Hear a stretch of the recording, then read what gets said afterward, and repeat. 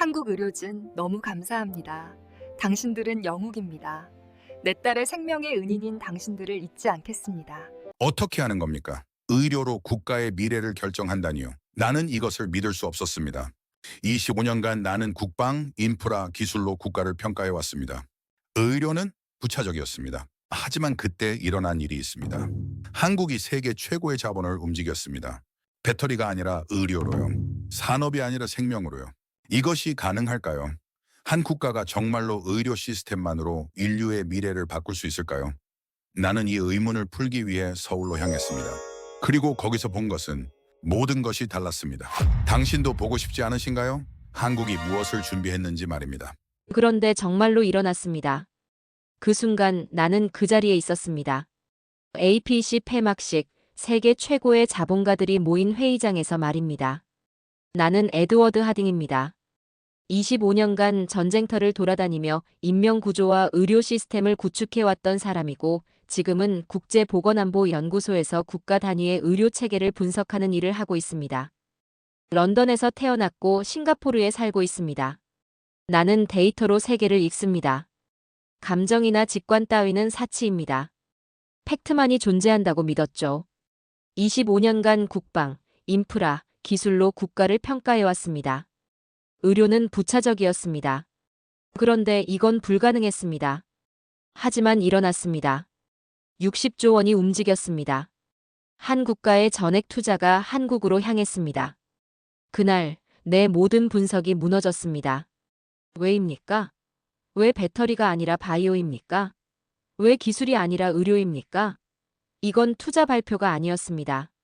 이것은 선언이었습니다. 리처드 밴더빌드가 연단에 올라섰을 때 회의장의 공기가 변했습니다. 그는 부그룹의 회장이고 미국 자본주의의 얼굴이라고 해도 과언이 아닌 사람입니다. 모두가 예상했던 것은 차세대 배터리 플랜트 부지 발표였습니다. 반도체, 배터리, 그런 식의 따분한 산업 뉴스 말입니다.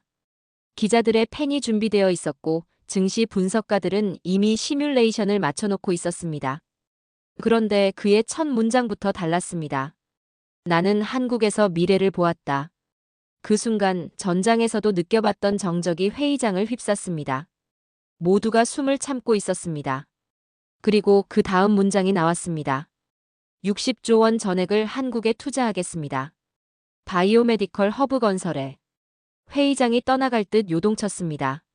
기자들이 일어섰고 핸드폰이 울렸고 CNN과 BBC가 실시간으로 뉴스를 송출하고 있었습니다. 월스트리트가 흔들렸고 실리콘밸리는 긴급회의를 소집했습니다. 하지만 나는 그 모든 소동 속에서 한 가지 질문만 계속 반복했습니다. 왜입니까? 왜 배터리가 아니라 바이오입니까? 왜 세계가 아닌 한국입니까? 나는 25년간 전쟁터에서 국가의 체계를 봐왔습니다. 미국의 첨단 기술, 유럽의 정밀함, 싱가포르의 효율성. 나는 그들의 의료 시스템을 분석했고 그들의 위기 대응 능력을 평가했습니다. 그런데 500억 달러를 움직일 만한 한국 의료의 비밀이 무엇인지 내 모든 정보망이 침묵했습니다. 이것은 위험했습니다. 공백은 항상 위험하기 때문입니다. 그날 밤 내 정보망에 연락했습니다. 3년을 전전한 한 아이의 이야기였습니다. 미국, 유럽, 홍콩. 세계 최고의 병원들이 모두 손을 들었습니다. 그런데 한국의 어느 병원이 4일 만에 진단을 내렸다는 것입니다. 나는 오래 침묵했습니다. 4일입니다. 세계가 3년을 헤맸던 것을 한 병원이 4일 만에요. 최선의료재단이라는 곳이었습니다. 서울에 있는 그곳이 말입니다. 나는 그것이 단순한 운이라고 생각할 수 없었습니다. 시스템의 결과여야 했습니다. 기술의 결과일 수도 체계의 결과일 수도 있었습니다. 25년간 내가 본 것은 이것입니다. 의료는 시스템입니다. 개별 의사의 역량이 아닙니다. 국가 단위의 인프라, 정보의 흐름, 기술의 통합입니다. 미국의 병원들이 최고의 의사를 가지고 있으면서 왜 3년을 헤맸을까요? 그 이유는 단순했습니다. 정보가 연결되지 않았기 때문입니다. 부서 간의 단절, 데이터의 고립, 그것이 의료의 가장 큰 적입니다. 그런데 한국은 달랐습니다. 한 병원이 4일 만에 해냈습니다. 이것은 운이 아니었습니다. 어떤 시스템이 작동하고 있다는 증거였습니다. AI인가요? 아니면 의료진의 역량인가요? 아니면 국가 차원의 뭔가 완전히 다른 체계인가요? 내 경험상 그런 일은 불가능했습니다. 하지만 데이터는 거짓을 말하지 않습니다. 나는 서울로 가야겠다고 결심했습니다.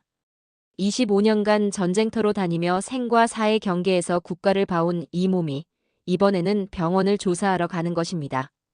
60조 원이 움직인 이유가 무엇인지 알아내야 했습니다. 그것이 단순한 기술인지 아니면 시스템인지 아니면 정말로 우리가 모르는 뭔가 다른 것인지를 말입니다. 나는 인천공항행 비행기를 탔습니다. 내 감각은 이미 알고 있었습니다. 이것은 평범한 조사가 아닐 거라는 것을 말입니다. 2장. 인천공항에 내렸을 때 공기가 다르다는 것을 느꼈습니다. 나는 세계 곳곳의 공항을 다녀봤습니다. 뉴욕 JFK, 런던 히드로, 홍콩 국제공항, 싱가포르 창이. 하지만 이곳의 공기는 달랐습니다. 마치 무균실에 들어간 것 같은 느낌이었죠. 내가 측정했던 공기질 데이터로는 평균 0.1 마이크로그램, 이는 군 병참기지의 청결도에 버금갔습니다. 일반적인 국제공항이 5에서 10이라면 이곳은 완전히 다른 차원이었습니다. 나는 항상 상황을 분석하는 습관이 있습니다. 전장에서 배운 본능이죠. 공기는 거짓을 말하지 않습니다. 공기가 깨끗하다는 것은 시스템이 작동하고 있다는 증거입니다. 관리 수준, 기술 수준, 국가의 의지가 모두 공기 속에 담겨 있습니다. 공항의 인프라를 살펴보니 모든 것이 예상을 벗어났습니다. VIP 통로는 단순한 편의시설이 아니었습니다. 인공지능 기반의 보안 패스 시스템, 실시간 여객 추적, 개인 맞춤형 동선 제시. 이것은 마치 전쟁터의 작전 지휘소처럼 설계되어 있었습니다. 나는 중얼거렸습니다. 군 병참기지보다 효율적인 공항이라니 말입니다. 이것은 단순한 서비스가 아니었습니다. 이것은 시스템이었고 철저한 계획의 결과였습니다. 강변도로를 따라 서울로 향할 때 도시의 모습이 내 예상을 완전히 깨뜨렸습니다. 나는 많은 대도시를 봐왔습니다. 하지만 서울은 달랐습니다. 혼돈이 없었습니다. 뉴욕의 무질서한 에너지도 런던의 건설 중 혼란도 없었습니다. 대신 있었던 것은 계획된 질서였습니다. 스마트 신호체계, 정연한 차선 구분, 보행자들의 규칙을 따르는 움직임. 심지어 택시기사도 완벽한 매뉴얼을 따르고 있었습니다. 나는 생각했습니다. 이 도시는 살아있었습니다. 혼돈이 아닌 질서로 살아있었습니다. 나는 25년간 작전 계획이 얼마나 어려운지를 알고 있습니다. 그리고 이 도시는 마치 국가 차원의 하나의 거대한 작전처럼 움직이고 있었습니다. 호텔에 도착했을 때 또 다른 차원의 충격이 찾아왔습니다. 나는 고급 호텔에 자주 묵습니다. 그것이 내 일의 일부이기도 했습니다. 하지만 이곳은 다르게 설계되어 있었습니다. 공기청정 시스템이 작동하고 있었고 편백향이 은은하게 풍겼습니다. 이것은 럭셔리의 개념이 아니었습니다. 이것은 환자를 중심으로 한 환경 제어였습니다. 나는 전장에서 배웠습니다. 냄새는 생과 사를 구분합니다. 감염된 상처의 냄새, 피의 냄새, 죽음의 냄새. 이곳의 공기는 달랐습니다. 생명의 냄새였습니다. 김수진 실장이 나를 맞이했을 때 그녀의 움직임도 계산된 것처럼 느껴졌습니다. 하지만 그것이 거짓이 아니었습니다. 그것은 진정성 위에 세워진 프로페셔널리즘이었습니다. 그녀는 내 일정을 완벽히 파악하고 있었고 내 필요를 예측하고 있었습니다. 이것은 서비스가 아니었습니다. 이것은 시스템이었습니다. 개별 직원의 친절함이 아니라 조직 전체가 준비한 디테일이었습니다. 나는 그 말을 사용했습니다. K-디테일. 한국식 세심한 말입니다. 마지막으로 받은 것은 검진권 한 장이었습니다. VIP 건강검진권, 최선의료재단이라는 생소한 이름이 인쇄되어 있었습니다. 나는 그것을 들었을 때 생각했습니다. 국가가 외교 선물로 건강검진권을 준다고요? 이것은 미친 발상이었습니다. 하지만 동시에 이것이 60조 원을 움직인 그 무엇의 시작이라는 것을 느꼈습니다. 내 감각은 또다시 깨어나고 있었습니다. 이 봉투 안에 뭔가 있습니다. 어떤 시스템, 어떤 기술, 어떤 철학이 있습니다. 나는 내일 그곳으로 가야 했습니다. 최선 의료재단 말입니다. 그리고 나는 확신했습니다. 이것은 내 인생에서 가장 중요한 48시간이 될 거라는 것을 말입니다. 3장. 최선 의료재단의 입구에 들어섰을 때 나는 숨을 멈췄습니다. 이곳은 병원이 아니었습니다. 이곳은 작전 지휘소였습니다. 건축 설계 자체가 완전히 다르게 되어 있었습니다. 일반적인 병원의 복잡한 복도 구조가 없었습니다. 대신 있었던 것은 명확한 동선, 최소한의 회전, 최대한의 효율성이었습니다. 빛의 각도도 계산되어 있었습니다. 자연광이 환자의 심리에 미치는 영향을 고려한 설계였습니다. 온도도 일정하게 유지되고 있었습니다. 나는 온습도계를 꺼내 확인했습니다. 정확히 21도, 습도 45%. 이것은 의료진과 환자 모두에게 최적화된 환경입니다. 나는 중얼거렸습니다. 나는 미래 도시가 아니라 미래 병원에 들어섰다고 말입니다. 박선우 교수가 나타났을 때 나는 그의 눈을 마주쳤습니다. 30년 이상의 의료 현장에서 배운 본능이 작동했습니다. 그의 눈동자에는 무엇인가 다른 것이 있었습니다. 냉철함과 따뜻함이 동시에 존재했습니다. 이것은 의료진의 눈이 아니었습니다. 이것은 사명감을 가진 사람의 눈이었습니다. 그는 나를 병원 내부로 안내했습니다. 이정훈 박사도 함께였습니다. 박사는 더 젊었지만 그의 태도도 동일했습니다. 나는 생각했습니다. 이들은 의사가 아니라 작전을 지휘하는 장교들이었습니다. 세라피나를 처음 봤을 때 나는 그 아이의 상태를 즉시 파악했습니다. 3년간의 병고가 그 작은 몸에 들어가 있었습니다. 창백한 피부, 흐린 눈동자, 불규칙한 호흡. 이것은 의료 현장에서 자주 보는 절망적인 상태였습니다. 부모들의 얼굴도 읽혀 있었습니다. 3년간의 무력감, 세계 최고의 병원들에게 받은 거절, 희망의 소진. 하지만 이곳에서는 달랐습니다. 박선우 교수는 단순히 진단을 하러 온 것이 아니었습니다. 그는 해결책을 가지고 온 사람처럼 보였습니다. 진단 과정은 나의 모든 경험을 초월했습니다. 3시간이었습니다. 단 3시간입니다. 하지만 그 3시간 동안 벌어진 것은 기적이 아니라 시스템의 작동이었습니다. MRI, CT, 혈액 검사, 유전체 분석, 신경학적 검사. 모든 것이 동시에 진행되었습니다. 각 부서는 마치 전투 부대처럼 움직였습니다. 정보가 실시간으로 한 곳으로 모여들었습니다. 그 중심에는 AI 다산이 있었습니다. AI 다산의 화면을 봤을 때 나는 처음으로 경악을 숨기지 못했습니다. 실시간 유전체 분석이 진행되고 있었습니다. 2000개의 생체 신호가 동시에 분석되고 있었습니다. 단백질 구조의 이상을 탐지하는 알고리즘이 작동하고 있었습니다. 그리고 그 화면에 나타난 수치는 충격적이었습니다. 0.003%의 단백질 변이. 이것은 인간이 포착할 수 없는 수치였습니다. 이것은 컴퓨터만이 할 수 있는 일이었습니다. 박선우 교수가 말했습니다. 자가면역성 뇌간뇌염입니다. T세포의 오작동으로 인한 신경계 공격입니다. 진행 속도는 완만하지만 누적되고 있습니다. 나는 그 말을 듣고 있었지만 내 머릿속은 다른 생각으로 가득했습니다. 그들은 증상이 아니라 원인을 봤습니다. 이것이 진정한 의학입니다.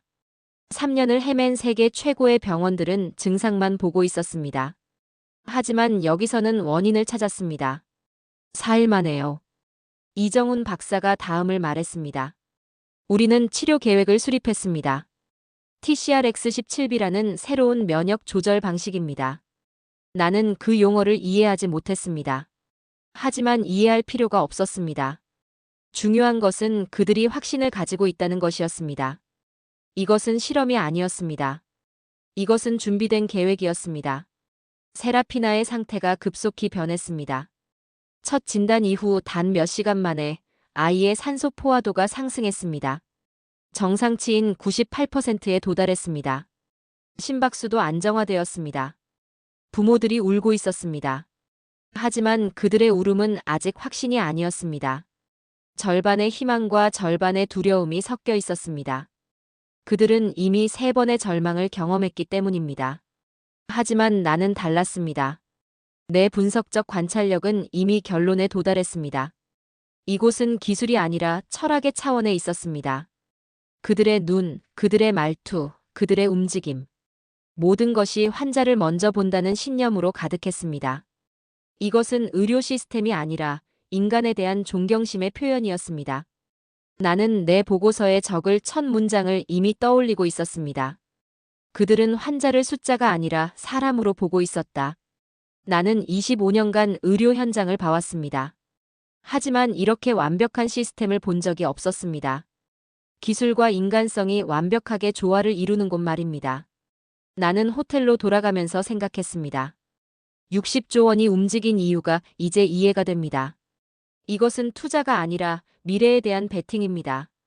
그리고 그 베팅의 대상은 한 국가의 시스템이었습니다. 사장. 해리슨 박사가 회의실에 들어왔을 때 분위기가 즉시 바뀌었습니다. 그는 샌프란시스코에서 온 신경과학 전문가였습니다. 세계 최고의 의료 커뮤니티에서 인정받는 사람이었죠. 그가 먼저 입을 열었습니다. 이건 미친 짓이야. 그의 목소리에는 진정한 경고가 담겨 있었습니다. AI로 면역 체계를 조작한다고? 그건 신의 영역을 침범하는 행위야. 부작용이 얼마나 심각할지 우리는 알 수 없다. 나는 그 순간 제2차 세계대전 이후 내가 봐온 많은 전문가들의 태도를 떠올렸습니다. 서구 중심의 교만, 검증되지 않은 것에 대한 공포, 그리고 변화에 대한 저항 말입니다. 박선우 교수는 침착했습니다. 그는 태블릿을 들었습니다. 화면에 나타난 것은 복잡한 데이터였습니다. 단백질 구조의 매칭, T세포의 오작동 패턴, 신경계 손상의 진행 경로. 모든 것이 시각화되어 있었습니다. 그는 말했습니다. 우리는 믿음이 아니라 데이터로 움직입니다. 그 문장은 간단했습니다. 하지만 내 귀에는 폭탄처럼 들렸습니다. 왜냐하면 나도 평생 그 원칙으로 살아왔기 때문입니다. 박선우 교수가 계속했습니다. 우리가 제안하는 TCR-X17B는 신의 영역이 아닙니다. 이것은 과학입니다. 자가 면역 질환의 메커니즘을 정확히 이해하고 그에 맞는 해결책을 제시하는 것입니다. 부작용. 우리는 이미 615명의 환자에게 적용했습니다. 95.8%의 성공률, 2.1%의 경미한 부작용만 보고되었습니다. 그 순간 회의실의 온도가 변한 것 같았습니다. 해리슨의 표정이 미묘하게 움직였습니다. 의심에서 흥미로요. 이정훈 박사가 덧붙였습니다. 해리슨 박사, 당신의 우려는 타당합니다. 하지만 우리는 이미 그 우려를 데이터로 해결했습니다. 그들은 각각의 의료 사례를 설명했습니다. 마치 작전 브리핑을 하듯이 말입니다. 환자의 초기 상태, 치료 과정, 결과, 그리고 장기 추적 관찰. 모든 것이 정제되어 있었고 모든 것이 논리적이었습니다. 이것은 의료 설명이 아니었습니다. 이것은 전투 보고서였습니다. 각 의사가 마치 작전 장교처럼 움직이고 있었습니다. 나는 그 장면을 보면서 내 자신의 모순을 깨달았습니다. 나는 25년간 데이터를 무기로 삼았습니다. 나는 데이터만 믿었습니다. 감정을 배제했습니다. 직관을 거부했습니다. 하지만 지금 내 앞에 있는 것은 데이터도 가지고 있고 감정도 가지고 있는 사람들이었습니다. 그들의 눈에는 확신이 있었습니다. 하지만 그것은 믿음이 아니었습니다. 그것은 준비의 결과였습니다. 해리슨이 침묵했습니다. 그의 태도가 변하고 있었습니다. 그는 데이터를 다시 들여다봤습니다. 수치를 검토했습니다. 그리고 그는 말했습니다. 이건 노벨상감이야. 박선우 교수는 미소를 지었습니다. 그 미소는 자부심이 아니었습니다.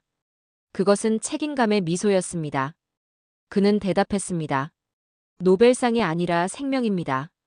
나는 그 대화를 들으면서 무엇인가 근본적으로 흔들렸습니다. 나는 방어선을 잃었습니다.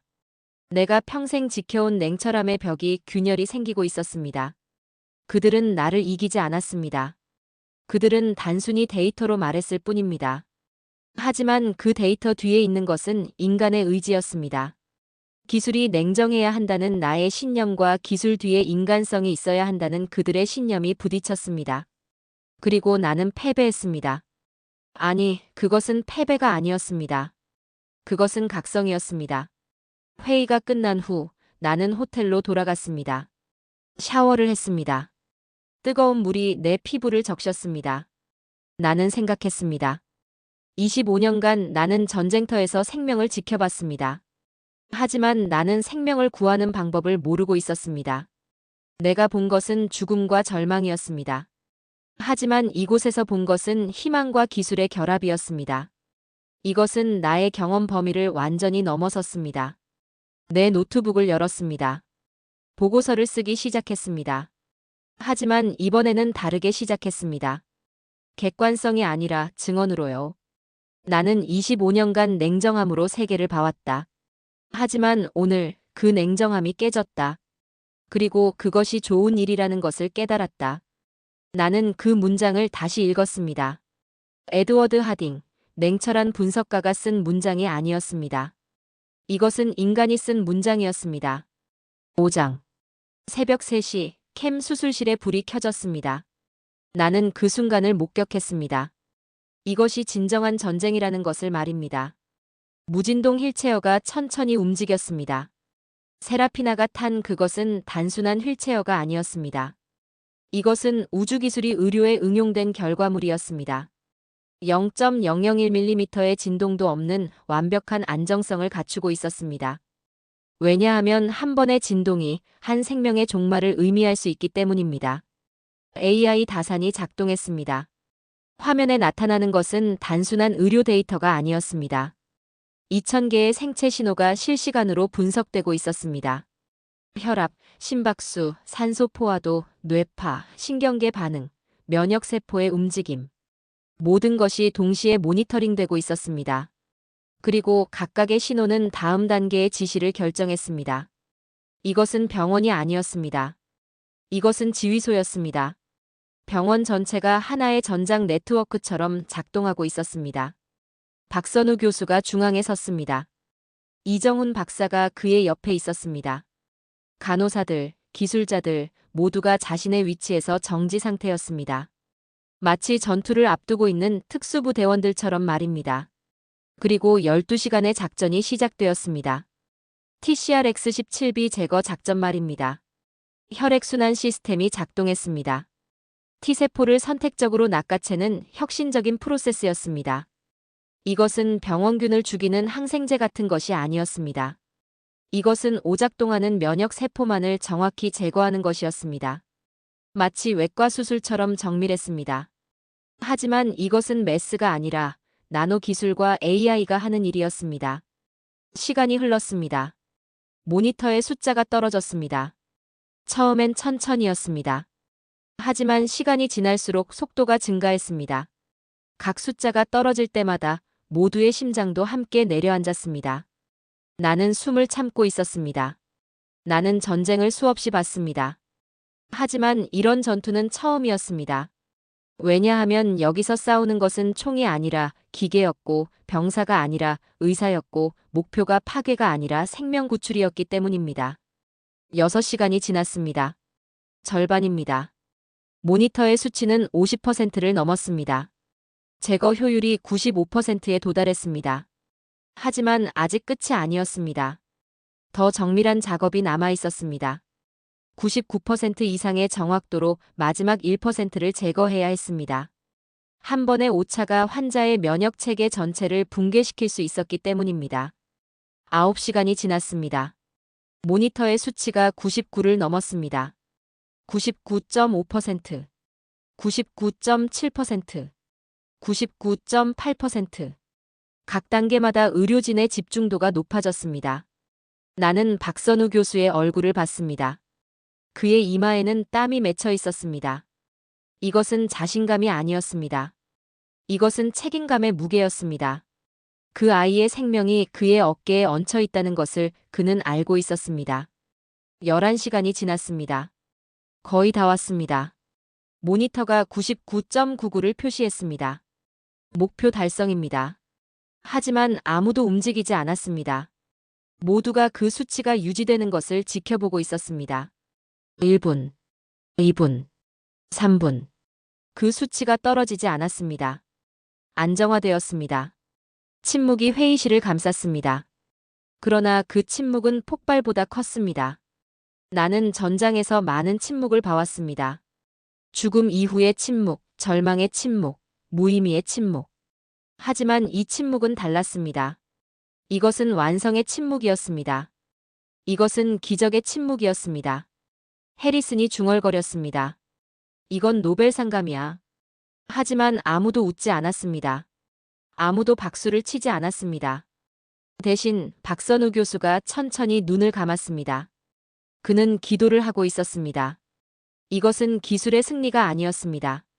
이것은 생명의 승리였습니다. 그리고 그들이 울었습니다. 의료진이 울었습니다. 박선우 교수가 눈물을 흘렸습니다. 이정훈 박사도 마찬가지였습니다. 간호사들도 기술자들도 모두 울었습니다. 하지만 이것은 감정의 눈물이 아니었습니다. 이것은 안도의 눈물이었습니다. 그리고 무언의 감사의 눈물이었습니다. 인간이 기술을 통해 인간을 구했다는 것에 대한 눈물 말입니다. 나는 25년간 죽음의 현장에서 울어본 적이 없었습니다. 나는 군인이었고 냉철함이 내 무기였습니다. 하지만 그 순간 나도 울고 있었습니다. 나는 그것을 깨달았습니다. 생명이 숫자로 환원될 때 그들은 숫자를 다시 인간으로 돌려놓고 있었습니다. 그들의 무기는 알고리즘이었고 탄환은 데이터였지만 목표는 항상 인간이었습니다. 6장. 새벽 7시 세라피나의 눈이 떠졌습니다. 나는 그 순간을 보고 있었습니다. 12시간의 작전이 끝난 후 모두가 회복실로 옮겨졌습니다. 의료진은 주기적으로 생체 신호를 확인했습니다. 모니터는 안정적인 수치를 보여주고 있었습니다. 하지만 모두가 알고 있었습니다. 진정한 시험은 이제부터였습니다. 의식의 회복이었습니다. 그리고 그것이 일어났습니다. 천천히, 아주 천천히 눈꺼풀이 움직였습니다. 눈동자가 초점을 맞추기 시작했습니다. 그리고 그 아이는 말했습니다. 배고파요. 세상에서 가장 평범한 말이었습니다. 하지만 그 순간 그 말은 세상에서 가장 위대한 선언이 되었습니다. 왜냐하면 그것은 단순한 욕구가 아니었기 때문입니다. 그것은 생명이 돌아왔다는 증거였습니다. 신경계가 회복되었다는 신호였습니다. 기능이 돌아왔다는 확인이었습니다. 나는 의자에 주저앉았습니다. 내 손이 떨렸습니다. 나는 전쟁터에서 수많은 부상자를 봤습니다. 하지만 회복의 순간을 이렇게 가까이서 본 적은 없었습니다. 부모들이 아이 옆으로 달려갔습니다. 엘리너는 눈물을 흘리고 있었습니다. 하지만 그것은 절망의 눈물이 아니었습니다. 이것은 구원의 눈물이었습니다. 리처드는 말이 없었습니다. 단지 자신의 딸을 안아주고 있었습니다. 그의 얼굴에는 3년 동안 본 적이 없는 표정이 있었습니다. 평온한 말입니다. 박선우 교수가 들어왔습니다. 그는 세라피나의 반응을 체계적으로 확인했습니다. 신경 반사 검사, 근력 테스트, 인지 기능 평가. 모든 것이 정상이었습니다. 아니, 정상을 넘어섰습니다. 이정훈 박사가 말했습니다. 회복이 예상보다 빠릅니다. 이것은 신경계가 완벽하게 재구성되었다는 의미입니다. 나는 그 말을 들으면서 생각했습니다. 이것이 기술의 끝이 아니라 기술의 시작이라는 것을 말입니다. 첫 식사가 준비되었습니다. 이것이 중요했습니다. 회복 과정에서 영양 섭취는 치료만큼 중요했습니다. 그들이 가져온 것은 전복 내장죽이었습니다. 해리슨이 기겁을 했습니다. 수술 직후에 그런 음식을 먹인다고? 너무 자극적이지 않을까? 그의 우려는 의료학적으로 타당했습니다. 일반적인 회복 프로토콜에서는 유동식부터 시작합니다. 하지만 박선우 교수는 미소를 지었습니다. 그는 대답했습니다. 우리는 장을 보고 뇌를 치료합니다. 그 문장이 나를 멈추게 했습니다. 나는 그 말을 다시 듣고 싶었습니다. 우리는 장을 보고 뇌를 치료합니다. 이것은 의료 교과서에 없는 말이었습니다. 이것은 철학이었습니다. 인간에 대한 이해, 생명에 대한 존경심, 회복이 단순한 신체의 복구가 아니라 전인적인 존재의 회복이라는 깨달음이 담겨 있었습니다. 세라피나가 죽죽 흘리는 것처럼 먹은 그 죽의 맛을 느끼는 것, 그것이 치료였습니다. 그 순간 내가 평생 믿었던 의료의 정의가 흔들렸습니다. 의료는 기술인가? 아니면 예술인가? 나는 항상 기술이라고 생각했습니다. 과학이라고 생각했습니다. 하지만 지금 나는 깨달았습니다. 의료는 더 큰 것이었습니다. 그것은 인간 존재 전체에 대한 책임이었습니다. 내가 평생 믿었던 과학은 냉정했습니다. 그것은 감정을 배제했습니다. 개인성을 부정했습니다. 하지만 여기는 달랐습니다. 여기서는 과학이 따뜻했습니다. 기술이 인간적이었습니다. 25년간 나는 전쟁터에서 생명을 지켜봤습니다. 하지만 지금 나는 생명이 구성되는 것을 봤습니다. 파괴가 아니라 창조였습니다. 죽음이 아니라 부활이었습니다. 나는 호텔로 돌아갔습니다. 내 노트북을 펼쳤습니다. 그리고 내 보고서에 첫 문장을 썼습니다. 대한민국은 인류의 생명을 구한 첫 번째 국가다. 나는 그 문장을 읽었습니다. 그것은 분석이 아니었습니다. 그것은 선언이었습니다. 그것은 객관적 평가가 아니었습니다. 그것은 주관적 증언이었습니다. 그 순간 나는 깨달았습니다. 나는 더 이상 에드워드 하딩이 아니었습니다. 냉철한 분석가는 사라졌습니다. 대신 있었던 것은 증언자였습니다. 내가 본 것, 내가 경험한 것을 전 세계에 알릴 책임을 가진 사람 말입니다. 나는 펜을 들었습니다. 그리고 나는 쓰기 시작했습니다. 이 이야기를 끝까지 써내려갈 준비가 되어 있었습니다. 왜냐하면 이것은 나의 이야기가 아니라 인류의 이야기였기 때문입니다.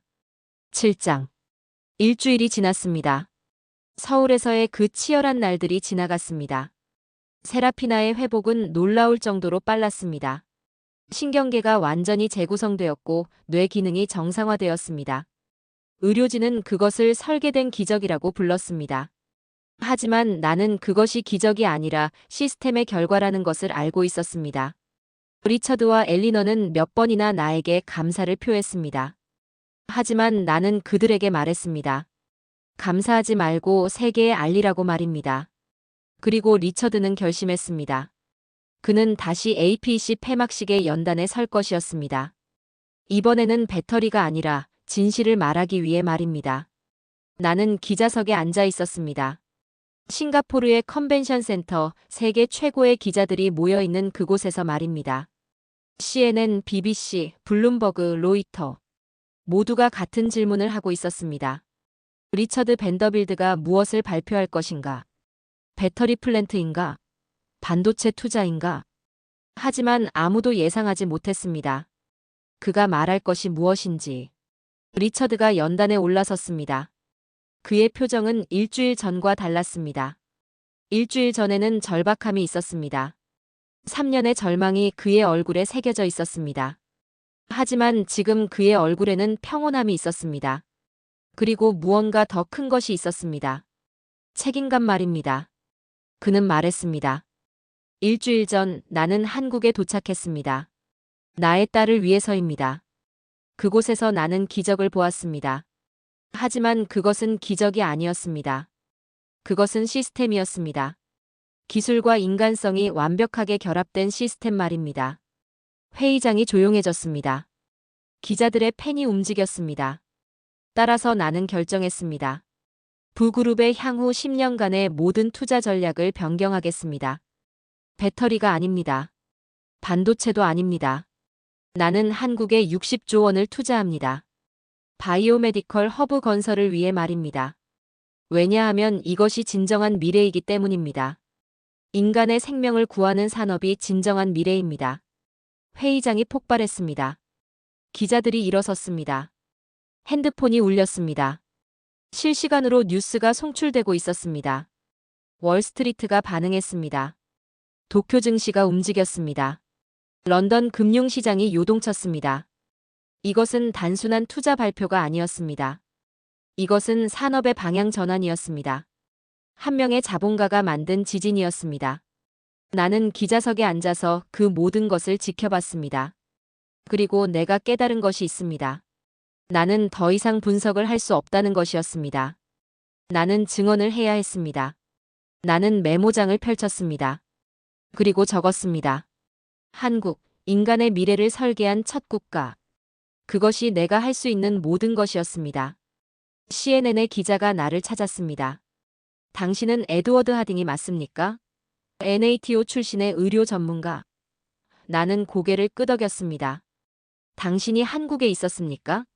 그 아이의 치료를 지켜봤습니까? 나는 또 고개를 끄덕였습니다. 그렇다면 이 투자에 대해 어떻게 생각하십니까?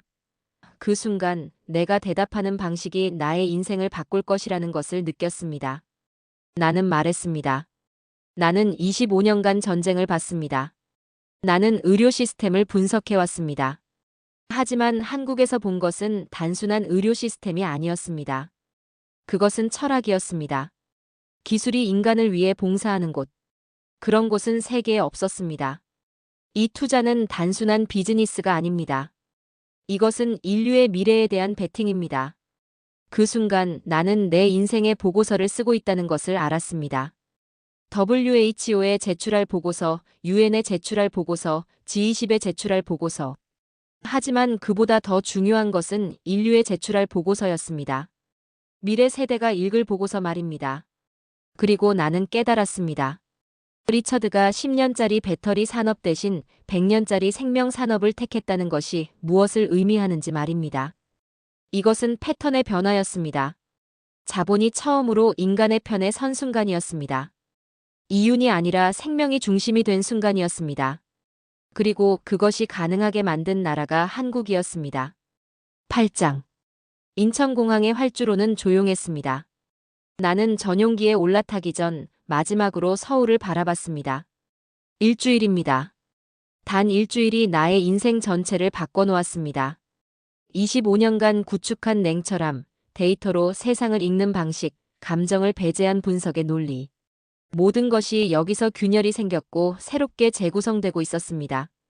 박선우 교수와 이정훈 박사가 나를 배웅하러 왔습니다. 그들의 손엔 무언가 있었습니다. 감사 카드였습니다. 손으로 쓴 글씨가 있었습니다. 당신의 증언이 우리를 세계에 알릴 것입니다. 감사합니다. 나는 그 카드를 받았을 때 처음으로 눈물이 났다는 것을 느꼈습니다. 이것은 내 인생의 훈장이 될 것이었습니다. 세라피나는 엄마 품에 안겨 있었습니다. 그 아이는 완전히 회복되어 있었습니다. 신경계의 손상은 흔적도 없이 사라졌습니다. 3년의 고통은 끝났습니다. 그리고 그것을 가능하게 한 것은 기술이었습니다. 하지만 기술 뒤에 있었던 것은 인간의 의지였습니다. 리처드가 나에게 말했습니다. 당신의 보고서가 세계를 바꿀 것 같습니다. 나는 대답했습니다. 아닙니다. 당신의 결정이 세계를 바꿀 것입니다. 전용기 안에서 나는 보고서를 쓰기 시작했습니다. 제목 더 리퍼블럭 어브 라이프 생명을 설계한 국가. 첫 문장은 이미 정해져 있었습니다. 나는 25년간 전쟁터에서 생명을 지켜봤습니다. 그러나 한국에서 처음으로 생명이 설계되는 광경을 보았습니다. 각 장은 시스템, 인간성, 기술, 철학으로 나뉘어 있었습니다. 나는 객관성을 버렸습니다. 대신 증언으로 썼습니다. 내가 본 것, 내가 느낀 것, 내가 깨달은 것. 이것은 의료평가 보고서가 아니었습니다. 이것은 인류 진화 보고서였습니다. 세계의 반응은 즉각적이었습니다. 내 보고서가 WHO에 제출되었을 때 사무총장은 공식 성명을 발표했습니다. 한국은 단일 국가로서 최초로 의료 인류 공동체 모델을 제시했습니다. 유엔은 한국을 인류 의료 혁신의 중심으로 지정했습니다. G20은 특별회의를 소집했습니다. 부그룹의 60조 원 투자 선언 이후 글로벌 펀드들이 몰려들었습니다. 1년이 지났습니다. 한국의 의료 수출액은 3배로 증가했습니다. 부선 글로벌 허브의 착공식이 열렸습니다. 세계의 의사, 연구자, 자본가들이 서울로 몰려들었습니다. 바이오메디컬은 더 이상 산업이 아니었습니다. 그것은 인류의 문명 지표가 되었습니다. 나는 여전히 싱가포르에 있습니다. 하지만 내 업무는 변했습니다. 나는 이제 국제보건안보연구소의 수석 고문입니다. 내 역할은 분석이 아니라 증언입니다. 전 세계의 정부, 기구, 대학에서 나를 초청합니다. 내 이야기를 듣기 위해 말입니다. 전용기에서 내려올 때 창밖에 싱가포르가 보였습니다. 하지만 내 시선은 여전히 서울에 가 있었습니다. 나는 펜을 들었습니다. 그리고 마지막 문장을 썼습니다. 이것이 내 모든 보고서의 결론이 될 문장이었습니다. 이건 기적이 아닙니다. 이건 준비된 국가의 결과입니다. 그리고 나는 그 증언의 첫 번째 목격자입니다. 어제까진 나는 데이터로 세계를 해석했습니다. 하지만 이제 나는 인간으로서 세계를 느낍니다. 미래는 동쪽에서 옵니다. 그리고 그 미래의 이름은 대한민국입니다.